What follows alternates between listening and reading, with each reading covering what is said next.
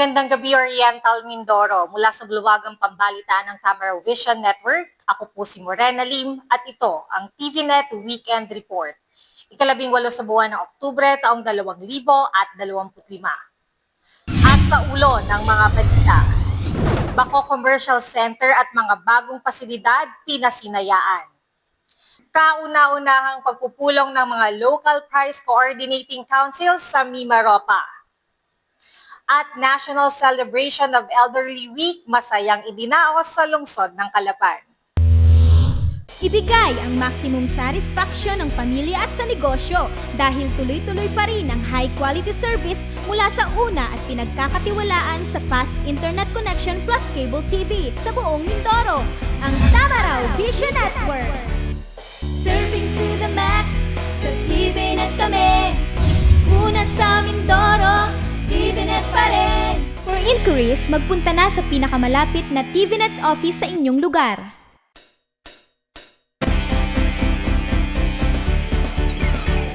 Sa detalye ng ating mga balita, patuloy ang serbisyo ng Library on Wheels ng City Government of Calapan sa pangunguna ng City Public Library of Calapan kung saan ang mga chikiting ng mag-aaral ng barangay Mahal na Pangalan naman ang kanilang pinuntahan. Patuloy ang serbisyo ng Library on Wheels ng City Government of Calapan sa pangunguna ng City Public Library of Calapan kung saan ang mga chikiting na mag-aaral ng barangay Mahal na Pangalan naman ang kanilang pinuntahan. Layunin nito na maging mas accessible ang mga aklat at materyales pang edukasyon para sa lahat. Anila patuloy ang suporta ni City Mayor Doyle Liachon sa mga ganitong programa na nagpapaangat sa kaalaman at magkaroon ng magandang kinabukasan ang bawat batang nagnanais na matuto sa kanilang pag-aaral. Matapos ang pag-iikot at pagbabasa ng mga batang mag-aaral, isang maikling programa rin ang isinagawa sa lugar na pinangisuwaan ng mga kawani ng pamalaang lungsod. Dito, sama-sama ang lahat na kumanta, sumayaw at nagkwentuhan sa mga bagong karanasan at kaalaman na kanilang natutunan sa pagbisita ng Library on Wheels.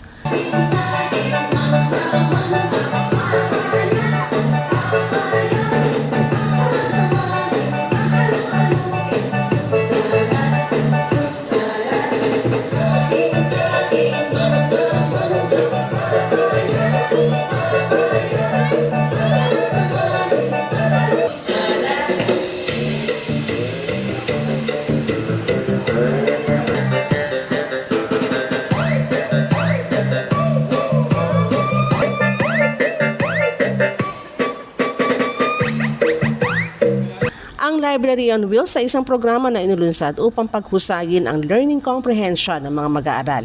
Layon rin nito na ituon ang atensyon ng mga bata sa pagbabasa sa halip na gumamit ng gadgets. Target na nasabing programang ito ang literacy development ng mga kabataan ng Calapan. Kaya naman asahan na ang patuloy na paglilibot pa nito sa mga barangay sa lungsod ng Calapan.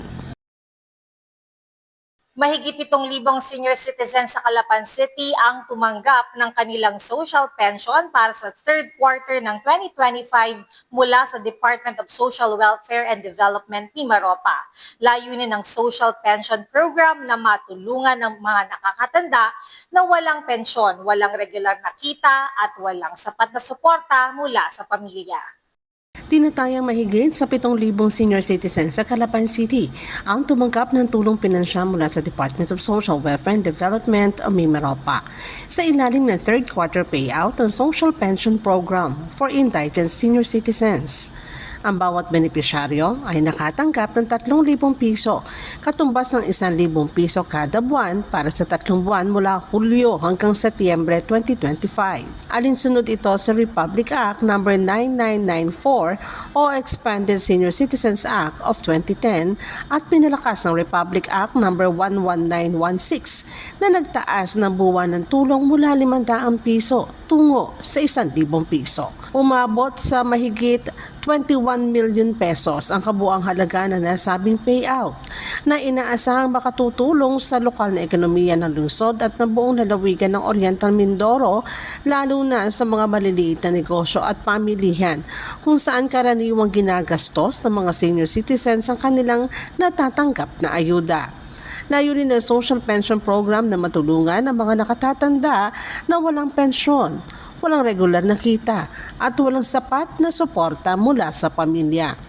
Inaasahan naman sa mga susunod na linggo ng Oktubre ay maipagkakaloob na rin sa mga benepisyaryo ng lungsod ang 4th quarter payout ng Social Pension Program bilang pagpapatuloy ng tuloy-tuloy na tulong sa mga nakatatanda.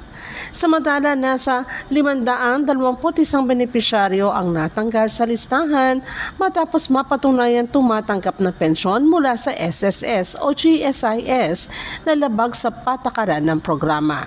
Inaasahan namang mapapalitan ng mga ito ng mga bagong benepisyaryo mula sa waitlisted applicants na dumaan sa validation process. Para sa mga nagnanais umapila o maghain ng reklamo, maaaring makipag-ugnayan sa DSWD Mimaropa Field Office upang maaksyonan ng ahensya. Ang regular na pamamahagi ng social pension ay patunay ng patuloy na pagtulong ng pamahalaan upang mapagaan ang buhay ng mga nakatatanda at mapanatili ang kanilang dignidad sa lipunan. Samantala, isang makasaysayang tagumpay ang ipinagdiwang ng Divine Word College of Calapan Community bilang pagpupugay kina Saibal Alexis Gayeta na nagkamit ng ika-9 na pwesto sa Board Licensure Exam for Psychometricians at iba pang mga nakapasa. Isang makasaysayang tagumpay ang ipinagdiwang ng Divine Word College of Calapan Community matapos itong makalika ng kauna-unahang top-notcher sa Board Licensure Exam for Psychometricians. Isinagawa ang celebration, recognition, and thanksgiving noong Oktubre 10 bilang pagpupugay kina Saibal Alexis Gayeta na nagkamit ng ika-9 na pwesto sa BLEPP at sa iba pang mga nakapasa. Sa temang Excellence That Inspires, kinilala ng DWCC ang mga bagong rehistradong psychometrician ng higitan pa ng mga ito ang national passing rate at sa pagtatapos ng 7 taong sunod-sunod na pagkakaroon ng passing rate. Sa kanyang mensahe ng pasasalamat at inspirasyon, ibinahagi ni Gayeta kung paano siya nanatiling matatag sa kanyang pananampalataya matapos malaman na mayroon siyang problema sa kalusugan sa panahon na kanyang review. Ipinahayag rin niya na sa kabila ng nalalapit na board exam, ang pangunahin niyang dalangin ay ang kanyang paggaling. During the review season, my math exam scores were far from perfect. It was just to pass. There were moments I doubted myself and wondered if all my effort was enough. But those moments taught me something important. Success isn't about being the best. It's about becoming better than you were yesterday. Then, just when I was at the peak of my motivation, I received bad news about my health. It broke me. I was scared, emotional, and for a week, I couldn't bring myself to study. With less than a month before the board exam, I felt lost. But even then, I chose to show up, even when it was hard, even when it hurt, even when I just wanted to rest and go home to my family. That season tested not only my strength, but also my faith. And it was during that time that I learned, when you have nothing left, you hold on to God even tighter. I started praying dedicated to St. Jude, the patron saint of hopeless cases. At first, I prayed for healing. Passing the board exam was only second. But deep in my heart, I whispered another prayer, that maybe, if it was His will, I could also talk.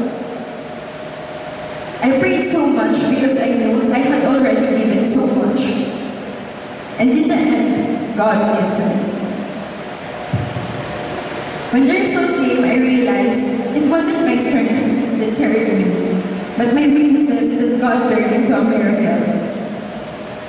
And that reminded me, God's plan will always be greater than our fears. Samantala, pinarangalan si Gayeta ng institusyon ng insentibong 50,000 pesos, plaque of recognition, at 100% tuition scholarship grant para sa isang scholar na kanyang pipiliin.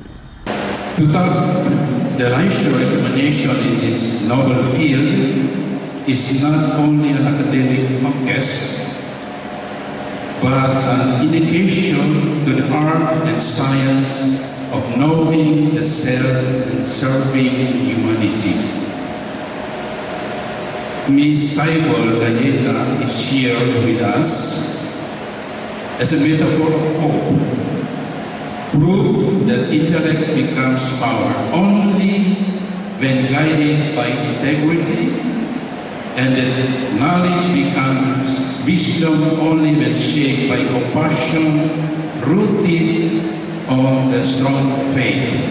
This is where DWC is proud of. We had already manufacturers from various fields.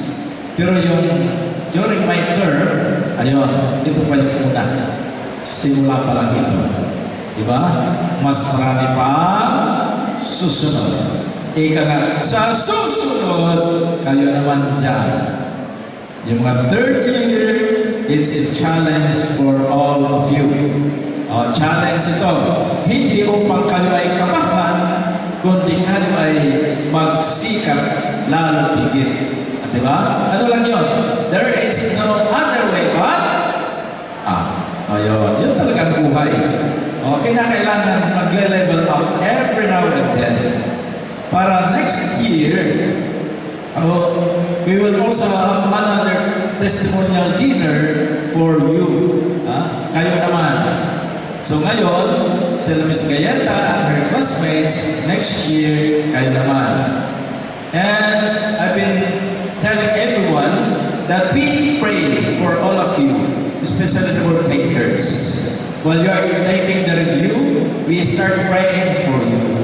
And kung malapit na yung board exam, we really have the novena intended for all of you.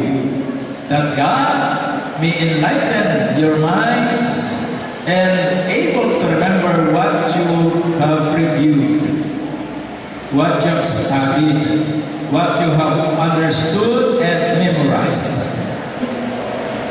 Sa pamilya ng DWCC Department, World College, maraming salamat po sa inyo. Higit ho yung pagkilala niyo sa akin. Hindi po namin nakalakilan lahat ng yung makapasa ko siya, okay na okay po. Pero sobrang bulas po sa akin talaga. Mapasa ko siya sa top 9.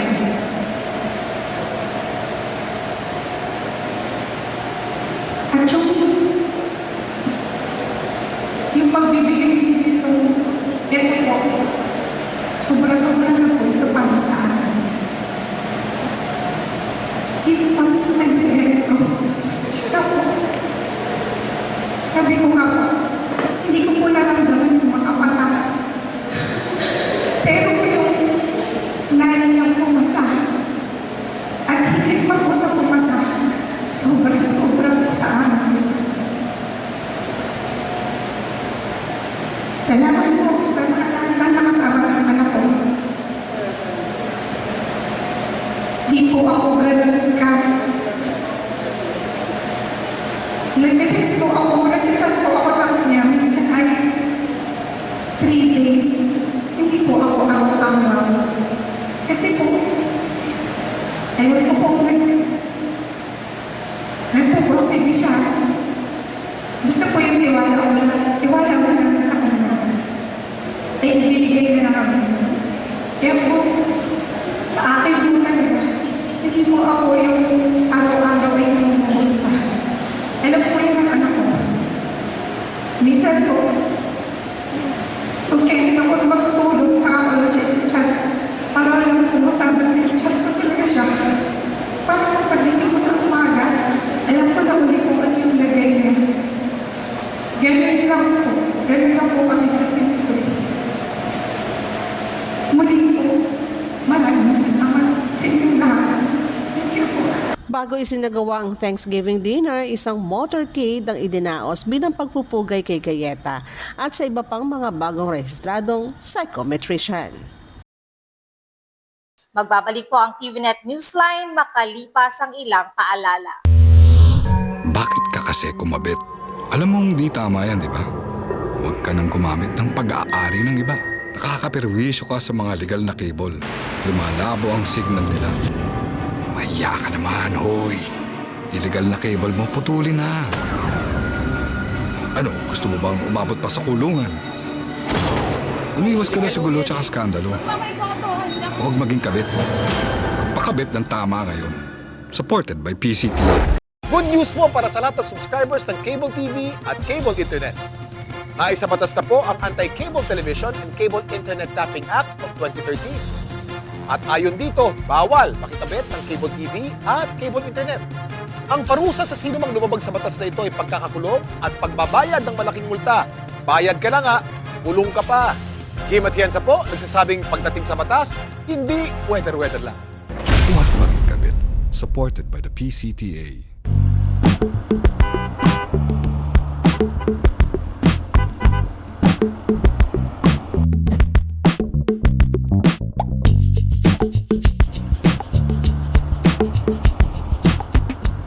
Ibigay ang maximum satisfaction ng pamilya at sa negosyo dahil tuloy-tuloy pa rin ang high-quality service mula sa una at pinagkakatiwalaan sa fast internet connection plus cable TV sa buong Mindoro, ang Tamaraw Vision Network.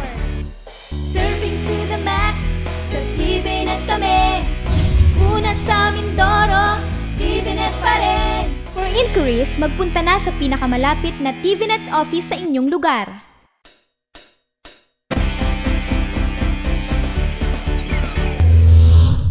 Sa pagpapatuloy ng ating mga balita sa ilalim ng temang Embracing Age, Living a Life with Dignity and Purpose, pinangunahan ni na City Mayor Doyle Chon at City Vice Mayor Bim Ignacio kasama ang sangguniang panlungsod ang pagdiriwang ng 2025 National Celebration of Elderly Week na idinaos sa Calapan City Convention Center.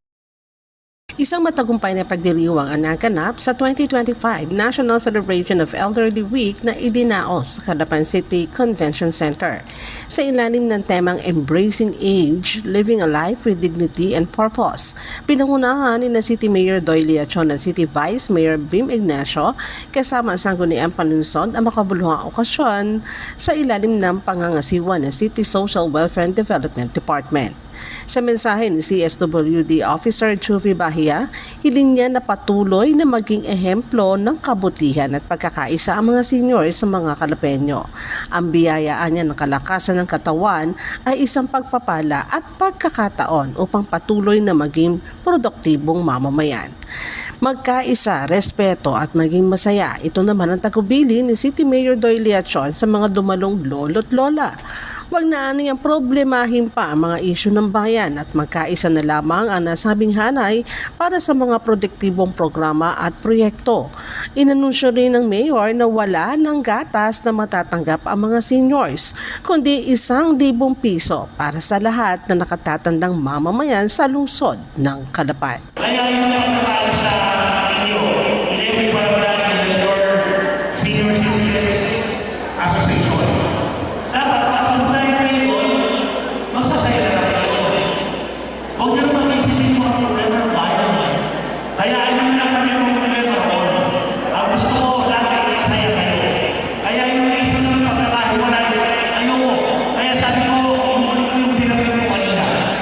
Sa isang tao, yung non-resident at resident, sabi ko, hindi na kayo binigyan ng gatas sa akin. Kayo na ang binigyan ng gatas sa akin.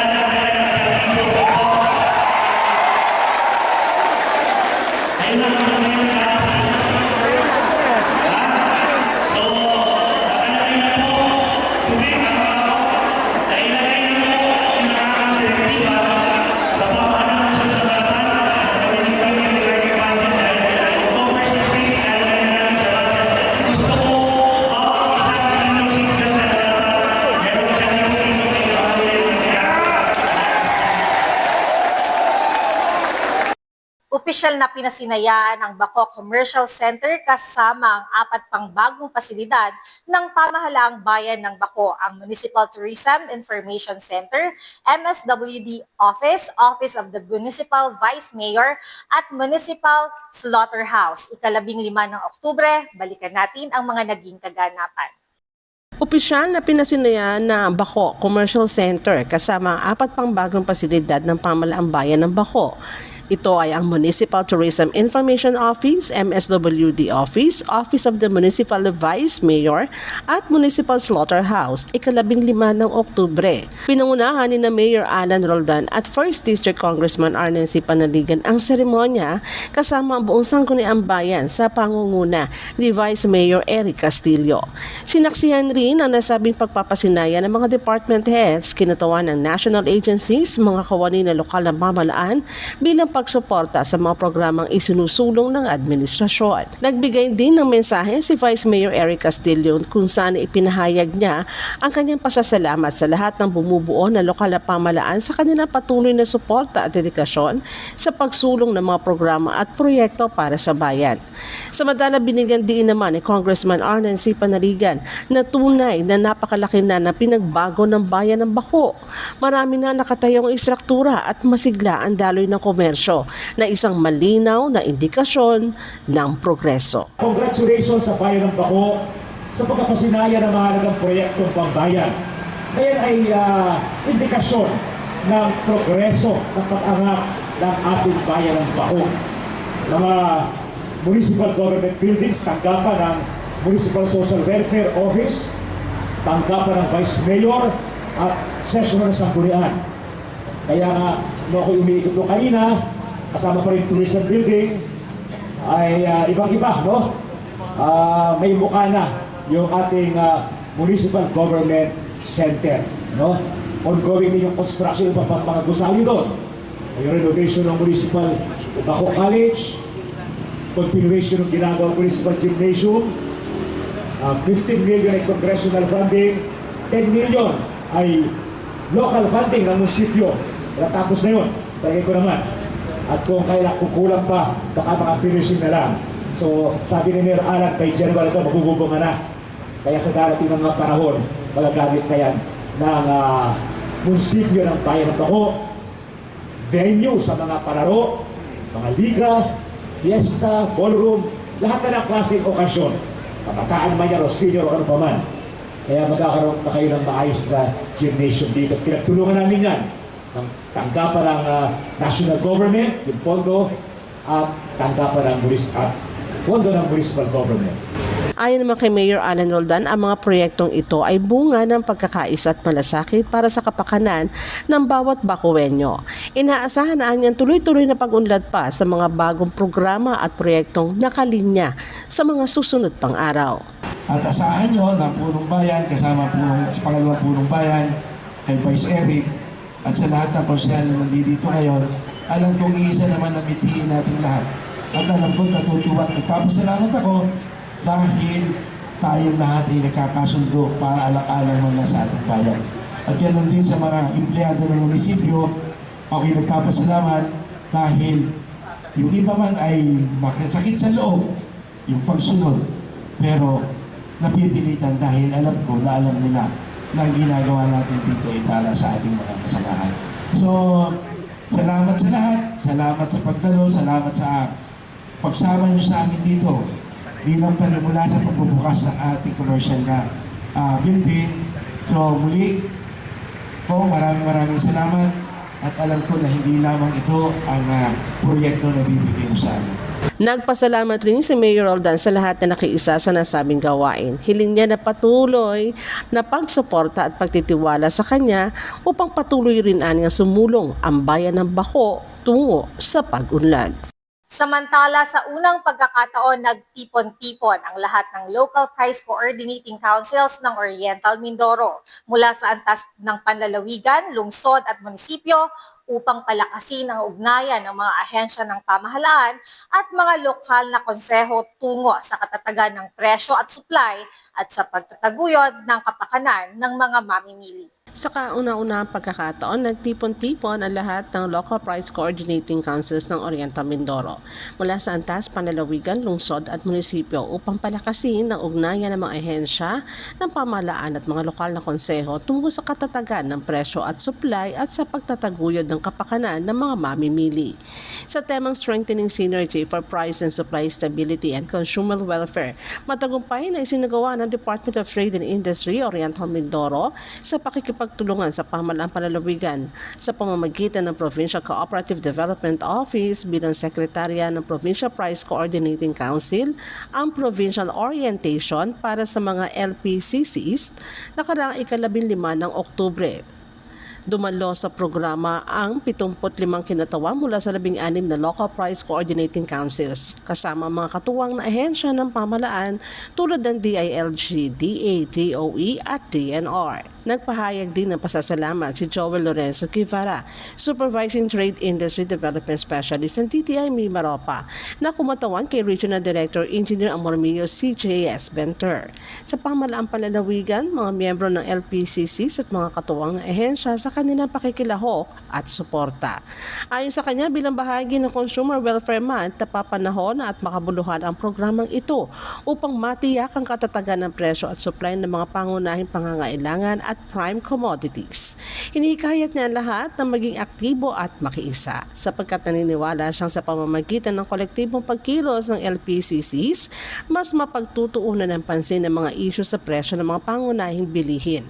Binigyan din naman ni Arnel Hutalia, Provincial Director ng DTI Oriental Mindoro, ang kahalagahan ng presensya ng lahat ng LPCCs at katuwang na ahensya sa pagtitipon na nagpapakita ng iisang layunin at kagustuhang tugunan ang mga hamon sa presyo ng BNPCs. Binigyan tayo ng responsibilidad ng ating mga chief executive, ng aming mga head of offices. And in times po na kailangan natin magserbisyo, talaga po, gagampanan po natin yan kasi marirelease of duty tayo. Even when may mga events na mangyari na hindi natin nagawa yung ating tungkulin bilang miyembro po na council na ating kinabibilangan.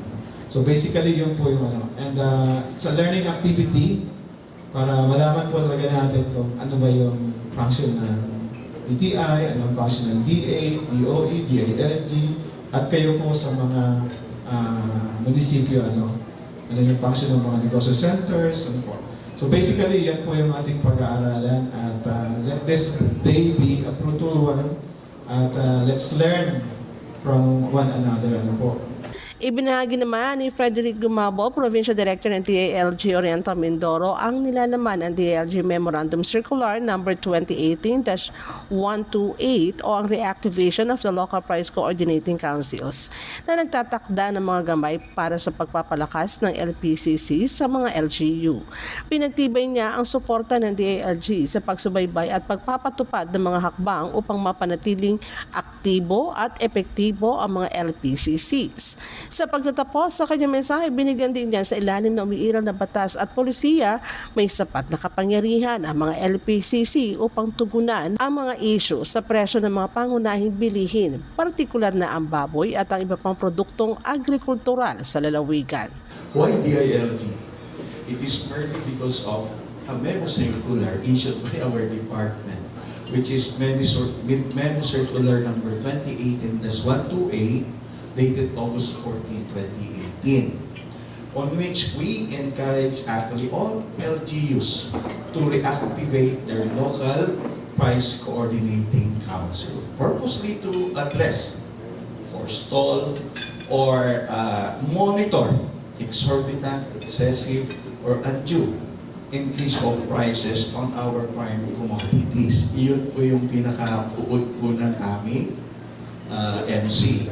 Likewise, other policy guidelines like we encourage all, kayo po, mga member ng local council or local price coordinating council to religiously inspect public and private na mga palengke natin. Yan po yung pangalawa, or markets. And thirdly, you are also encouraged to deputize our barangay officials and non-government organizations to to help us in this global endeavor. So you can deputize actively. And lastly is the active participation or coordination. Ito na, among all national government agencies and stakeholders to prevent itong unwarranted price increases and hoarding of rice and other prime commodities. Yun po yung MC ng DILG. Ipinapakita ng inisyatibong ito ang patuloy na pagtutulungan ng DTI sa mga makatutumalaan at mga lokal na unit sa pagpapanatili ng katatagan ng presyo at supply ng mga pangunahing bilihin habang pinangangalagaan ang kapakanan ng mga mamimili sa buong lalawigan. Bida ang consumer sa bagong Pilipinas. Iba pang mga balita sa amin pong pagbabalik.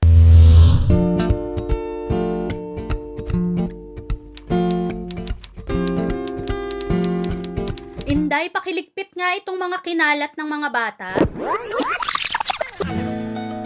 Noon, gusto ko makapag-aral. Pero walang oras dahil full-time ang trabaho ko. Pero ngayon, dahil sa online classes ng Solar Learning at DepEd Alternative Learning System, natupad na ang pangarap kong makapag-aral. Good day, ka-learners! Welcome to another episode.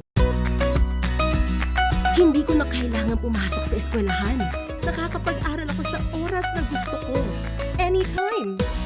Nagkaroon ako ng second chance sa pag-aaral. At dahil recognized ito ng DepEd, sigurado ako sa diploma. This lesson, You should be able to. you learn about the person. Sa wakas, matatapos ko na ang high school ko.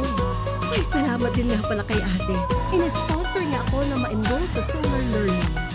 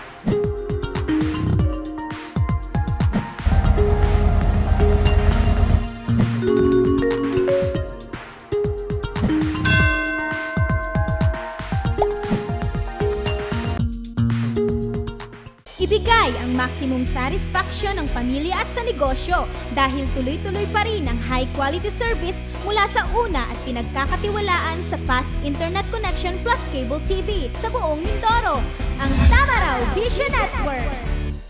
Serving to the max, sa TVNet kami. Una sa Mindoro, TVNet pa rin. For inquiries, magpunta na sa pinakamalapit na TVNet office sa inyong lugar. Sa pagpapatuloy ng kapehan sa Bagong Pilipinas, humarap sa mga lokal na mamamahayag si Assistant Branch Manager Fernando Sangke ng National Food Authority Oriental Mindoro kung saan na inilahad nila ang kanilang mandato. Alamin natin yan sa balitang ito. Sa pagpapatuloy ng kapihan sa Bagong Pilipinas, humarap sa mga lokal na mamahayag si Assistant Branch Manager Fernando Sangke ng National Food Authority Oriental Mindoro. Ipiniliwanag ni Sangke na aniya sa kasalukuyang batas matapos ang pagpasa ng Rice Tarification Law o RA 11203, ang pangunahing mga tungkulin ng NFA ay ang mga sumusunod. Una, ang pagpapanatili ng buffer stock. Ang NFA ay may pananagutan na magpanatili ng sapat na inventaryo o buffer stock ng bigas. Ginagawa ito upang masigurong may makakain ng mga Pilipino, lalo na sa panahon na may kalamidad, sakuna o emergency. Ganun din ang pagbili ng palay. Ang kanilang buffer stock ay dapat kukunin lamang mula sa mga lokal na magsasaka sa tamang presyo o yung government support price. Ito ay upang matulungan ang mga magsasaka at maging stable ang presyo ng palay sa bilihan. Pangatlo ay ang distribusyon sa panahon ng kalamidad o emergency. Tungkulin nilang ipamahagi ng mabilis at epesyente ang bigas sa mga lugar na tinamaan ng kalamidad at sa mga programa ng gobyerno para sa disaster relief. Ayon kay Sangke, sa kasalukuyan ay direktang bumibili sila ng palay mula sa mga lokal na magsasaka sa halagang 23 hanggang 30 pesos per kilo para sa tuyo at malinis na palay. Aniya pa rin upang mapagbigyan ang maraming bilang ng mga farmers, nililimitahan ng NFA ang kanilang procurement sa 100 sako per farmer. Sa ulat pa rin ng NFA Oriental Mindoro mula Enero hanggang September 29, 2025, umabot sa 157,210.16 bags ng palay kada 50 kilos ang na-procure para sa target na 70,000 bags lamang. Kaya naman dito kung susumahin ay mayroong 225% accomplishment rate ang nasabing tanggapan. With regards to the supply of NFA rice, intended for Kadiwa, hindi ko po masasagot yung tungkol dun sa dami at saka yung kumbaga sasabihin natin unlimited. We have supplies, but for other programs siguro po. Ano po? So, yun po supply na halimbawa kulang, kasi alam ko dyan is 50 bags per week lang po. Siguro po nasa kanila ng Kadiwa at request po sa DA na please dagdagan yung supply dito, gawin natin ganyan. And then, yun po kasi Kadiwa dito sa Calapan is nakatali po doon sa vulnerable sector.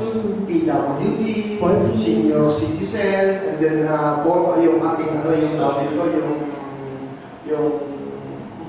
yung solo parent, yung magaganda po. Sana po yung Kadiwa, isakot na rin yung fisher folk and then farmers. So, hindi na po sila nagtitinda dapat sa NFA kasi the same program din naman eh. Di po ba dapat suluhin na nung kaya naman po ng Pagsideco, kilala kong Pagsideco, kaya nilang i-provide po yun. Kanya lang po, nagkakaroon po sa atin hindi ko naman pwede sabihin ma'am na nagkakaroon ng parang duplication yung program, but in the sense po na kung kahit gusto nilang mapadali, pwede kaya-kaya po ng Pagsideco yung i-handle. Ano po? Sa patuloy na pagpapakita ng malasakit at pagmamahal sa kapwa, matagumpay na naisagawa ng Calapan City District Jail ang isang outreach program sa Hapag Aruga Foundation Incorporated bilang bahagi ng culmination activity ng National Elderly Filipino Week at ng programang Oplan CCDJ Caring Through Charitable Deeds of Jail Officers. Sa patuloy na pagpapakita ng malasakit at pagmamahal sa kapwa, matagumpay na naisagawa ng Calapan City District Jail ang isang outreach program sa Hapag Aruga Foundation Incorporated bilang bahagi ng culmination activity ng National Elderly Filipino Week at ng programang Oplan CCDJ Caring Through Charitable Deeds of Jail Officers. Ang naturang aktibidad ay sinagawa sa layuning maipaduma sa mga 15 nakatatandang residente ng Hapag Aruga Foundation ang malasakit at paglingap ng pamahalaan, partikular ng Bureau of Jail Management and Penology sa mga nakatatanda sa lipunan. Sa pamamagitan ng simpleng programa, nabigyan ng pagkakataon ng mga jail personnel na maibahagi hindi lamang ang kanilang material na bagay kundi ang kanilang oras at tunay na malasakit. Bilang bahagi ng programa na mahagi mga jail personnel ng mga hygiene kits upang maisulong ang kalinisan at kalusugan ng mga elderly. Gayon din ay naghandog ng lugaw in cups na masiglang tinanggap at tinamasa ng mga benepisyaryo. Bukod sa pamamahagi, nagkaroon rin ng maikling pakikisalamuha at kumustahan sa mga nakatatanda, kung saan napuno ng saya, tawa at kwentuhan ang lugar. Aktibo nakibahagi sa nasabing gawain ng 8 internship students mula sa Mindoro State University College of Criminology. Nakatuwang ng mga personel ng Calapan City District Jail sa buong aktibidad. Sa pangunguna ni Assistant District Jail Warden, Senior Jail Officer 4 Eden Binabay at Chief Community Relations Service Section Jail Officer 3 Cristel Ugay. Ang kanilang partisipasyon ay nagsilbing pagkakataon upang maranasan nila ang diwa ng public service at community involvement na siyang mahalagang bahagi ng kanilang propesyon sa hinaharap. Ayon kay Jail Senior Inspector Rodente Cayabyab, Acting District Jail Warden, ang mga ganitong aktibidad ay simpleng paraan upang ipakita sa mga nakatatanda na sila ay patuloy na pinahahalagahan. Ang pagbibigay ng oras, pakikinig at simpleng ngiti ay may malaking ambag sa pagpapasaya at pagbibigay inspirasyon sa kanila. Sa pagtatapos ng aktibidad, nagpaabot ng pasasalamat ang pamunuan ng Kapag-Aruga Foundation sa Calapan District Jail at sa mga interns sa Mindoro State University sa kanilang kabutihang loob at malasakit. Muling pinatunayan ng unit na ang serbisyo publiko ay hindi natatapos sa loob ng piitan, kundi umaabot ito sa mas malawak na komunidad.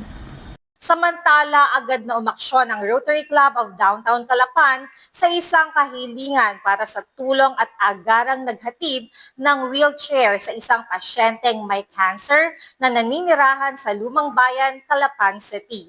Ang mga naging kaganapan sa ulat na ito. Agad na umaksyon ang Rotary Club of Downtown Calapan o RCDC sa isang kahilingan para sa tulong at agarang naghatid ng wheelchair sa isang pasyenteng may cancer na naninirahan sa Lumang Bayan, Calapan City. Ito ay bilang tugon sa isang taus-pusong kahilingan na ipinasa ni Rotarian Romy Medina noong October 9, 2025 kung saan ay mabilis na nagkaisa ang mga opisyal at miyembro ng RCDC. Sa ginanap din ng ika-15 regular meeting noong araw ring iyon, nag-ambagan ang grupo para sa pondo upang matulungan ang isang ginang na kasulukuyang nakikipaglaban sa stage 4 cancer at labis na nahihirapan sa kanyang pagkilos. Noong ika-10 ng Oktubre, emosyonal na nagpasalamat ang ginang at ang kanyang asawa nang matanggap ang wheelchair. Malaking ginhawa umano ay dudulot nito lalo na sa kanyang paglalakbay patungong Maynila para sa kritikal na paggamot. Nagpapasalamat po ako sa Rotary Club po, tsaka kay Sir Romy po dahil sa pamamagitan po niya. Talagang nasa kataparan din po yung malaking bagay po talaga sa akin kasi hirap po talaga ako maglakad. Kaya po maraming salamat po. Ang mabilis na pagtugon ng RCDC ay nagpapakita ng kanilang patuloy na dedikasyon sa serbisyo at pagkalinga sa komunidad.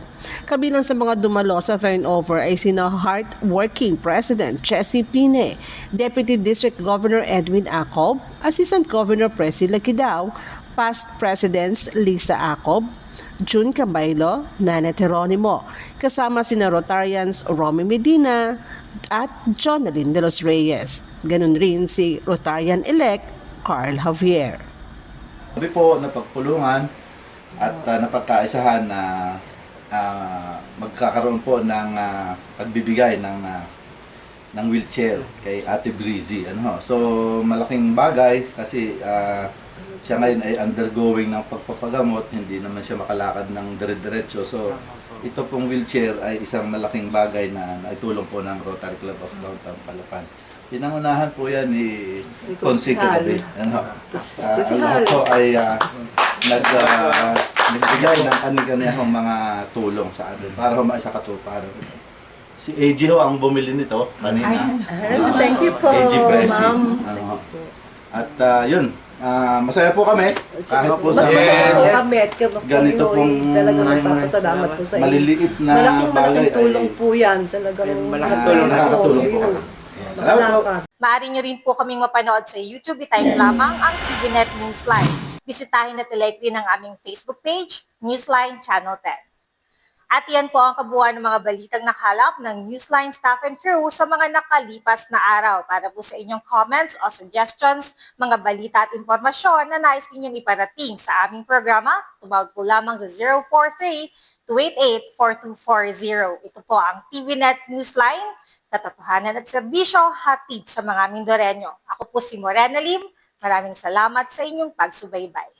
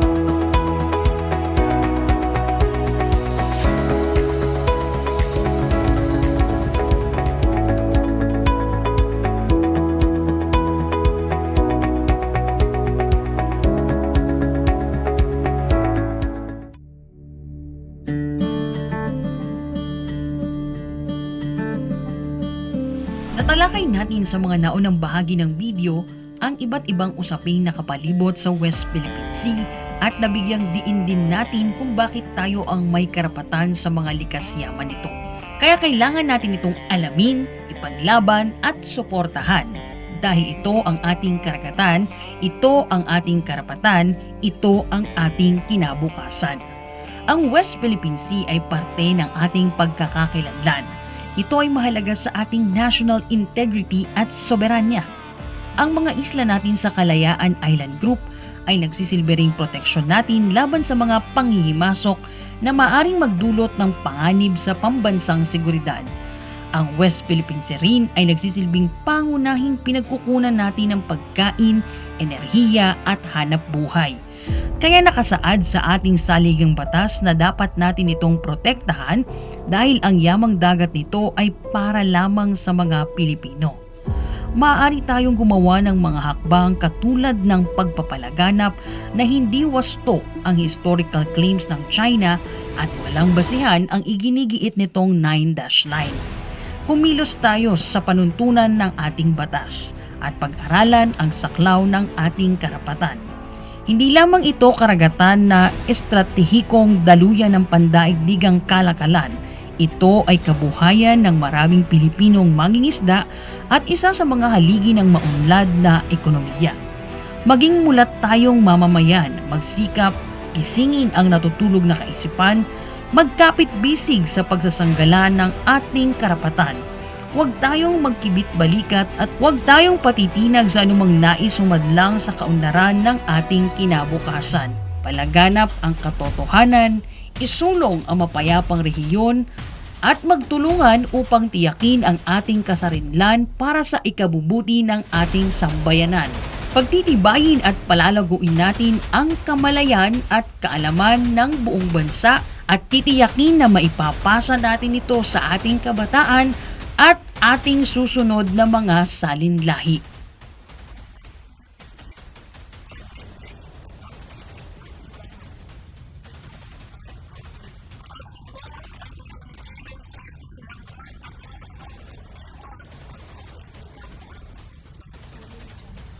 Ating karagatan, ating karapatan, ating kinabukasan. Our seas, our rights, our future.